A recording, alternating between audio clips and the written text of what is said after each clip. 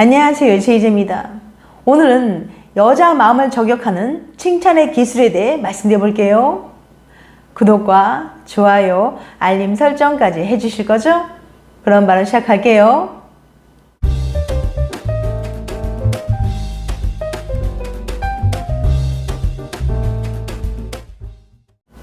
사람 마음을 사로잡는 데는 칭찬만한 게 없습니다. 그래서 많은 서비스직, 영업직에서 직원 교육을 할 때 절대적으로 강조하는 것이 바로 고객 칭찬하기예요. 이 전략이 중요한 이유는 고객이 이런 칭찬이 매출을 올리는 기업의 속내가 담겨져 있다는 걸 알고 있음에도 불구하고 효과가 있다는 거죠. 그런데 칭찬도 다 같은 칭찬이 아니라 더 효과적인 칭찬 방법이 있습니다. 그럼 어떻게 하면 여자의 마음을 단번에 사로잡을 수 있는 칭찬을 할 수 있을까요? 상대방의 마음을 휘어잡아 내 여자로 만들어버리는 칭찬의 기술에 대해 말씀드릴 테니까 궁금하신 분들은 영상 집중해서 끝까지 봐주세요. 칭찬의 본질은 듣는 사람이 인정하느냐에 달려 있습니다. 그런 점에서 칭찬은 설득에 가깝죠. 그래서 단지 칭찬에서 그칠 게 아니라 그렇게 생각할 수밖에 없는 이유까지 말해서 이해를 시켜줘야 더 효과적입니다. 우리는 내가 알고 있는 모습을 상대방도 알아봐 줄 때 쉽게 더 마음을 엽니다. 심리학에서는 이걸 자기 입증 효과라고 하는데요. 칭찬할 때도 마찬가지입니다. 맞아, 난 정말 그런 사람이야. 날 정말 잘 알고 하는 말이구나 하고 납득할 수 있는 칭찬일수록 신뢰와 호감도 더 쉽게 생기는 거예요. 즉, 좋은 칭찬은 바로 설득에 달려 있다는 거죠. 그런데 연인을 너무 좋아하고 사랑한다고 매일 예쁘다, 사랑한다고 말해주시나요? 그러면 안 됩니다. 매일매일 이런 식으로 연인을 칭찬해주면 오히려 그 사람은 속으로 얘보다 더 괜찮은 사람이 있을 것 같은데 라는 생각할 수도 있거든요. 이건 꼭 그 사람이 성격이 안 좋아서 배은망덕한 생각을 하는 건 아니랍니다. 바알란 대학의 조지 레비 박사는 120쌍의 커플들을 모아서 그들의 솔직한 마음을 들여다보다 신기한 사실을 발견했어요. 유독 둘 중 한 사람이 내가 너무 아까운 것 같아, 좀 질리면 그냥 다른 사람 만날래 라고 생각하는 커플들이 있었다는 거죠.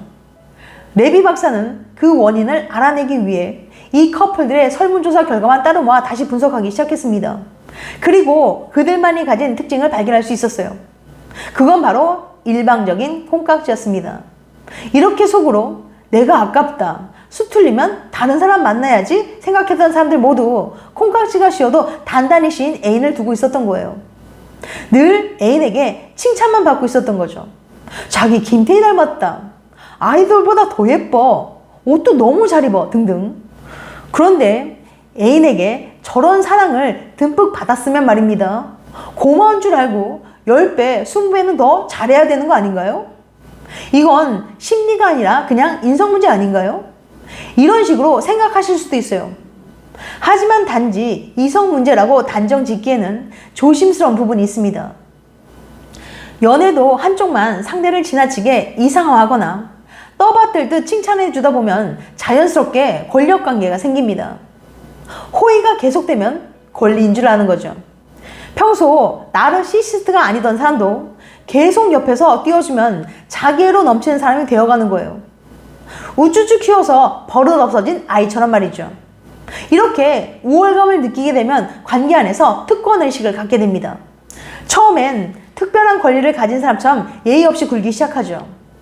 조금 더 지나면 자신이 이 연애에서 손해를 보고 있다고 생각을 해요. 내가 훨씬 잘난 사람인데 왜 널 만나지? 라는 착각에 빠지는 거죠. 물론 사랑에 빠져서 너무 예쁘고 멋져 보이는 내 연인에 대한 마음 잘 알고 있습니다. 표현하지 말고 꼭꼭 숨기라는 건 아니에요. 표현이 나쁘다는 것도 아니고요. 하지만 적절한 균형이 중요하다는 겁니다. 이럴 때 보면 밀당은 과학인 거죠. 칭찬에도 밀당이 필요하니까요. 내 애인이 자신도 모르게 특권의식에 빠져서 나를 함부로 보지 않게 하려면 사랑이 담긴 칭찬을 절대 그냥 쏟아놓지 마세요. 그럼 어떻게 해야 하냐고요? 이제부터 100% 여자의 마음을 저격하는 고급 칭찬 기술을 알려드릴 테니까 꼭 기억해 주셨다가 사용해 보시길 바랍니다. 혹시 영화 나를 책임져 RP를 보신 적 있나요? 주인공 RP는 여심 저격수입니다. RP가 뜨거운 데이트를 즐기고 여자를 집에 바래다주는 길, 여자는 갑자기 근데 나 한물 간 것 같아 라고 시무룩한 모습을 보이죠. 여심 저격수인 RP는 그녀가 칭찬을 원하고 있다는 걸 직감합니다. 자, 그럼 이때 여심 저격수 RP가 한 행동은 무엇이었을까요? 1번, 무슨 소리야? 네가 세상에서 제일 아름다워. 2번, 에이 무슨, 그럼 나는 쭈그런 망탱이 할아버지겠다. 3번, 칭찬해주지 않는다. 정답은 뭘까요? 정답은 바로 3번이랍니다. 응? 여자가 칭찬을 원하고 있는데 안 해준다고요? 그럼 실망하고 섭섭해할 텐데 진짜 여심 저격수 맞나요? 우리가 애인에게 해주는 칭찬은 흔히 이렇습니다. 아이고 예뻐라, 멋진 우리 자기 등등. 참 듣기 좋은 말들이죠. 사이만 좋다면 이런 칭찬들은 연애하는 내내 자주 또 오래 이어집니다. 하지만 여러 전문가들에 따르면 이렇게 작고 규칙적인 칭찬들은 제대로 된 효과를 발휘하지 못한다고 해요. 한 심리학 연구팀이 진행한 칭찬에 대한 실험 살펴볼게요. 래퍼와 핸더롱이라는 두 심리학자는 아이들을 대상으로 채소 먹이기 실험을 실시했습니다. 아이들이 가장 먹기 싫어하는 브로콜리. 연구팀은 아이들이 이 브로콜리를 먹을 때마다 칭찬을 해줬어요. 아이고 잘 먹는다, 대단해. 칭찬은 고래도 춤추게 한다고 시간이 지나자 아이들은 브로콜리를 잘 먹게 되었습니다. 하지만 연구팀은 여기서 그치지 않았어요. 이미 아이들이 브로콜리를 잘 먹게 되었는데도 습관처럼 계속 칭찬을 해줬던 거죠. 아이고 잘 먹는다, 대단한데? 그러자 오히려 아이들은 점점 브로콜리 먹기를 다시 꺼렸다고 해요. 칭찬의 효과가 사라진 거죠. 대체 어떻게 된 걸까요? 칭찬은 아주 중요한 동기부여 수단입니다. 아이들이 자기가 싫어하던 브로콜리를 먹었을 때 칭찬을 받으면 앞으로 야채 잘 먹어야지 라는 동기가 생기는 거예요. 마찬가지로 당신이 애인에게 어떤 칭찬을 들으면 나도 앞으로 애인에게 더 잘해줘야지 라는 동기가 생기는 겁니다. 하지만 이런 동기부여가 너무 습관처럼 반복 지속되면 더 이상 그 역할을 해내지 못해요. 쉽게 말해 달콤한 사탕 같은 거죠. 계속 먹다 보면 그 단맛에 점점 적응이 되고 나중엔 아주 달콤했던 그 맛도 심심하게 느껴지는 거예요. 그렇다고 계속 더 달콤한 사탕을 줄 순 없어요. 사탕의 종류와 단맛에는 한계가 있으니까요. 나중엔 어떤 사탕을 주더라도 그냥 입안에서 천천히 녹아버리는 고체 덩어리가 될 수 있다는 겁니다.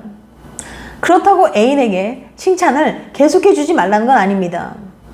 당연히 애인이 예쁘고 멋져 보일 때 칭찬을 해줘야죠. 하지만 조금만 기술을 섞어보자는 거예요. 아까 문제됐던 영화 장면에서 여심 저격수 RP는 칭찬을 해주지 않았습니다.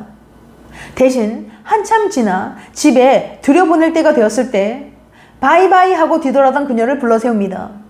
자기야 잠깐만. 그리고 그녀가 예상하지 못했던 그 타이밍에 이렇게 말하죠. 여기서 보니 당신 뒷모습 끝내죠. 그러자 여자는 기쁨을 참지 못해요. 그러니까 이 여심 저격수가 쓰는 칭찬의 기술은 바로 상대가 예상하지 못한 타이밍에 건네주는 칭찬이랍니다. 연애를 하다 보면 습관처럼 애인을 칭찬해주는 경우들이 있을 거예요. 정말 볼 때마다 예뻐서일 수도 있고 그냥 오랜 연애에 그냥 인사 같은 말이 됐을 수도 있어요. 하지만 이제는 그 10번에 한 번이라도 타이밍을 바꿔보세요. 늘 만나자마자 오 예쁜걸 하고 칭찬을 해왔다면 하루쯤은 하루 종일 그 칭찬을 꾹 참고 있다가 집에 들여보내기 직전 조용히 속삭여주는 겁니다.